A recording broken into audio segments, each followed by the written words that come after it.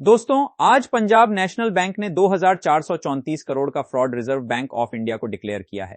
आइए 3 मिनट में क्रोनोलॉजी के हिसाब से समझते हैं आखिर हुआ क्या था।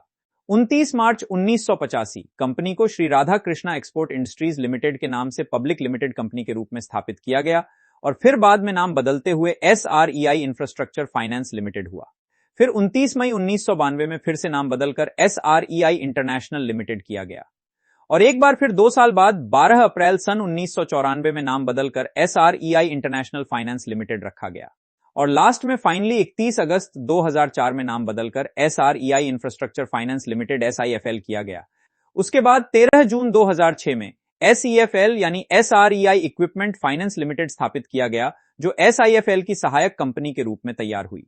अब 1 जनवरी 2008 को SIFL ने अपना उपकरण वित्त मतलब इक्विपमेंट फाइनेंसिंग का पूरा काम और उससे संबंधित संपत्ति नई बनाई हुई सब्सिडियरी SEFL को ट्रांसफर कर दी और फिर SEFL ने BNP परिवास लीज ग्रुप के साथ 50-50 जॉइंट वेंचर बनाया गया और अब जून 2016 में वापस SIFL जो एक पेरेंट कंपनी है उसने जॉइंट वेंचर का 50% हिस्सा जो BNP परिवास लीज ग्रुप के पास थे वो खरीद लिया और फिर SEFL को अपनी 100 सहायक कंपनी बनाया।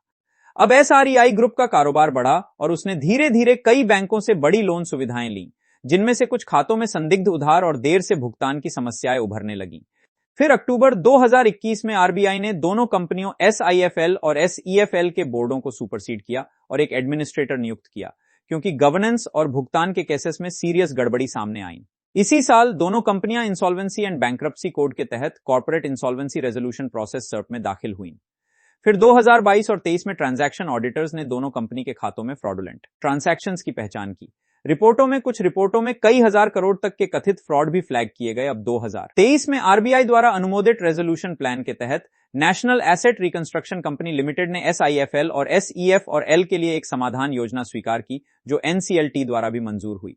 योजना के मुताबिक SIFL को पुनर्जीवित किया जाएगा और नए ऋण व्यवसाय के लिए तैयार किया जाएगा। SEFL को धीरे धीरे बंद किया जाएगा और पुरानी देनदारियों की वसूली की जाएगी। और आज 26 दिसंबर 2025 को पंजाब नेशनल बैंक द्वारा 2434 करोड़ का फ्रॉड रिपोर्ट किया गया है। और सबसे जरूरी बात यह है दोस्तों कि बैंक ने 100% प्रोविजन यानी पूरी राशि के लिए जोखिम कम करने के उद्देश्य से पहले ही प्रावधान किया गया है। तो दोस्तों, अभी मिली हुई जानकारी से इतना ही बता पा रहे हैं। अगर वीडियो पसंद आई हो तो प्लीज लाइक, शेयर और सब्सक्राइब जरूर कीजिएगा।